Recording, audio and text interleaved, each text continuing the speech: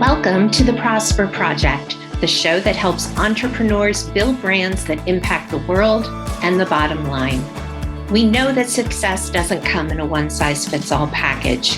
That's why we're bringing you adaptable marketing strategies along with valuable insights from inspiring changemakers, firebrands, and visionaries.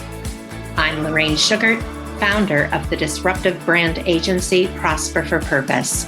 Now for this week's episode.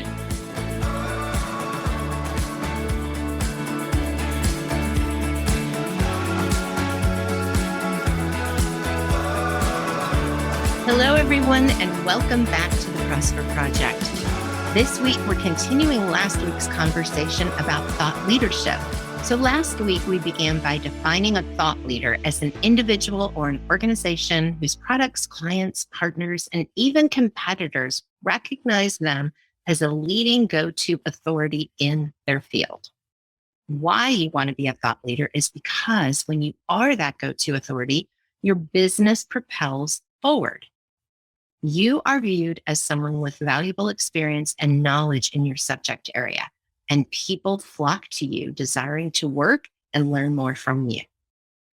But becoming a thought leader requires more than just being an expert. There are many experts in the world, and though their knowledge may be profound, they often can't scale up their business because they aren't being recognized. If you wish to become a thought leader, you need to build intellectual influence by practicing innovative thinking to develop a unique perspective about how to fill a gap in your area of expertise.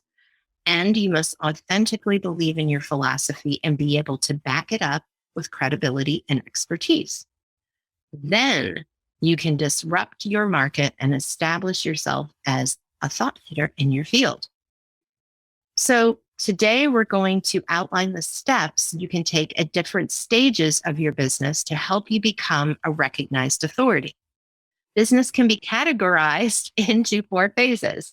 Typically, the startup phase, your growth or scale phase, and then that business maturity phase, and then kind of the decline or the reinvention or selling phase. There are different ways to leverage thought leadership throughout each of these phases. And today we're going to discuss what you should be doing during the first 3. The key is to put yourself in the right place at the right time.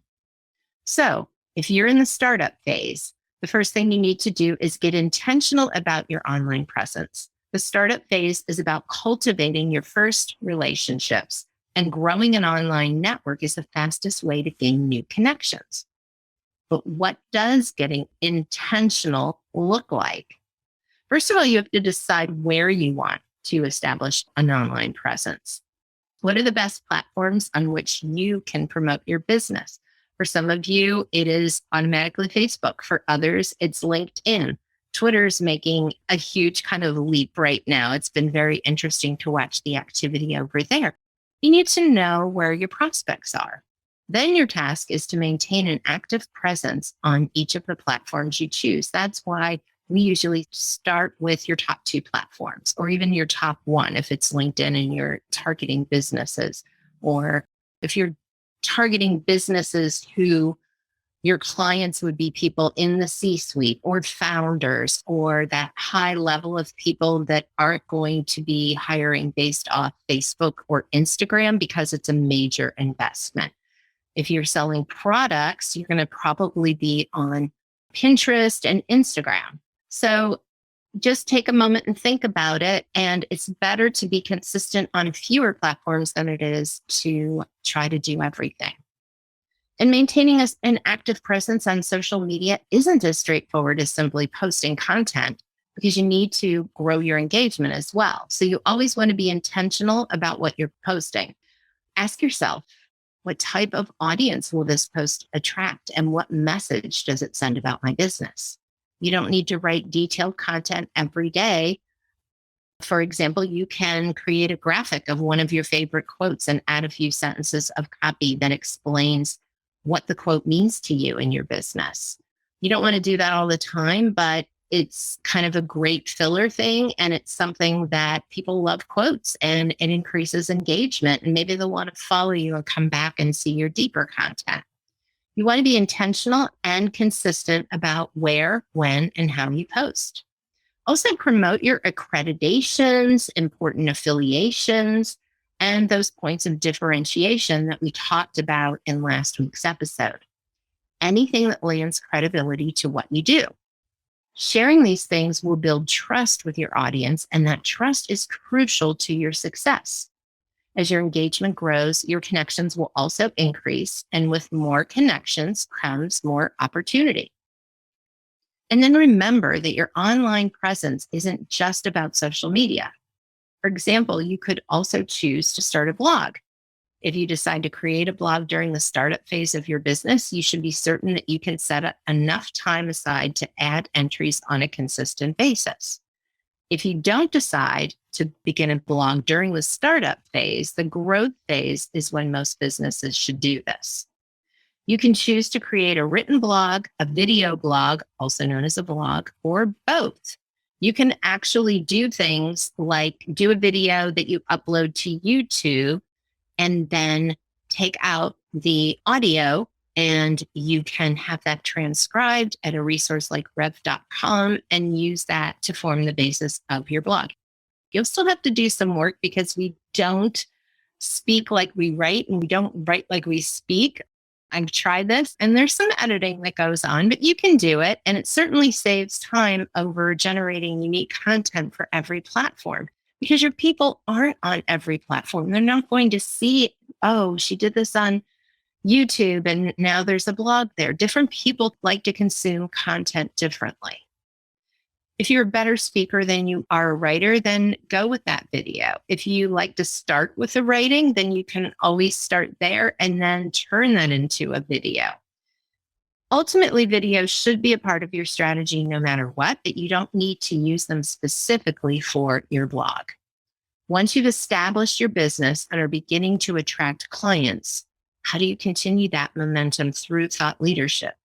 During the startup and growth phases, you can write case studies. The point of a case study is to write about the positive transformations your top clients have undergone on account of working with your business. Then you can publish these case studies on your website and share links to them on social media. Note, you'll always want to ask for permission before referring to any individual by their full name, but barring a non-disclosure agreement, you can feel free to use business names and first names when referencing the work that you did together. The next step you should take during the growth phase of your business is to be a guest on podcasts. You can search for shows that discuss specific topics within your field, or you can be a guest on podcasts that aren't strictly about your area of expertise, that appeal to an audience that's similar to the one your business aims to reach. Think creatively about how you want to present yourself on these shows, but keep in mind that the goal is to grow your visibility and ensure your business always has clients in the pipeline. So something else you should consider while you're in the growth phase is contributing to other people's blogs. You can be a guest for a blog interview, or you can do a blog exchange in which you and another blogger appear as guest writers on one another's blogs. Now, not everyone does this. At Prosper, we typically do not do this. We write all our own blogs. So again, explore these opportunities. Look for people who are speaking to your target audiences, but not competing with you. For example, they offer different services or products, but work in a same or related industry that serves the same kind of clients. So I mentioned that last week. Maybe you offer a business blueprint for starting your business, and you have referral partners who are virtual assistants, marketers, accountants, whatever. My caveat here in regard to both podcasts and blogs is to pinpoint people who are either at the same stage as you or slightly ahead of you on their entrepreneurial journey. Don't make it a habit to overreach, because getting turned down will wear on you over time. Instead, start gathering some wins to boost your confidence level. You could also apply to be a contributing writer for a publication. You may not receive compensation, but your payment is the exposure you receive. Another great way to gain exposure during the growth phase is to publish a book. Now, there's a lot of credibility that can be gained thanks to book publishing, even if you self-publish. Yes, there are quite a few self-published books available that are poorly written, fall apart, and have lackluster covers. And this has, in some circles, left self-publishing with a bad reputation. That said, there are also many well-written self-published books that were written by people who are now viewed as respected authors. Alternatively, you can look for a hybrid solution. But if you know that you're a good writer and you're willing to put in the time and effort required to write and thoroughly edit your story, then don't be afraid to self-publish. Go back to episode 2 if you're interested in a hybrid approach and listen to my interview with Haley Page. She runs a hybrid publishing agency. Gaining media coverage is also vital for achieving success. So if you have the opportunity to be on any local or regional television or radio shows, do it. Once you reach the growth phase, you will also have the opportunity to speak at regional and national events. When you're in the startup phase, you might have the chance to speak locally, but once you get to the growth phase, you'll gain opportunities to reach larger audiences. You can also begin applying for awards and other recognitions. Now, if you feel imposter syndrome when doing this, keep in mind that the reality is that being up for an award exposes you to new audiences. And if you do win, you can rest assured that your hard work really did deserve the payoff. And then just use your website and bio to promote the accolades you've received. You can do it with humility, but you don't want people to have to go to work to figure out why you're a leader in your field. You want to make it easy for them because your goal ultimately is to create new impact. So finally, when you reach the business maturity phase, the time has come to be increasingly selective. So as a reminder, you should already be creating a robust social media presence, promoting your accreditations, affiliations, and points of differentiation, publishing a high-quality blog, writing case studies, speaking on podcasts, contributing to other people's blogs, writing for publications, publishing a book, gaining media coverage, speaking at events, and applying for awards. As you take these actions toward thought leadership during the startup and growth phases of your business, you will notice your business ascending and getting closer to that maturity phase. So every step of the way, remember to vet your opportunities to ensure they're the right opportunities for you. Then once you reach the business maturity phase, you'll want to begin implementing many of these actions again, except doing so at a higher level. What does it look like when business moves into maturity? By the time your business hits maturity, setbacks will still occur, but they'll tend to have a much smaller impact because you've learned how to manage the challenges that arise. Therefore, many people who own businesses in the maturity phase will focus on building the thought leadership of their team, making their team members the new celebrities of the business. The owner may even begin to take a step back so they can become a thought leader of a different kind, one who can take credit for mentoring the people at the company so they can grow to be thought leaders themselves. This also frees up the business owner so that they only need to speak at high status events and for highly ranked media outlets and publications that will compensate them for their time.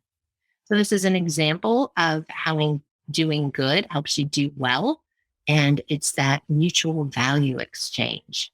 So I hope that you got a lot of gold nuggets from this episode and last week's episode on building your thought leadership. If so, drop me a message. Let me know how you're enjoying the podcast, or better yet, go to your favorite podcast provider and leave us a review. We really appreciate those. And I'm going to be reading some of those on the air soon. So to get yours read, go and leave us a review. Let us know what you think, or drop me a line directly at the connect@prosperforpurpose.com. Thanks so much. Have a wonderful week and keep on prospering. At Prosper for Purpose, we have a team of strategists and storytellers who are experienced marketers, accredited PR counselors, and published writers with an average of 16 years of experience. To find out what we can do for you, email connect@prosperforpurpose.com and put free consult in the subject line. Someone from our team will respond within 24 hours.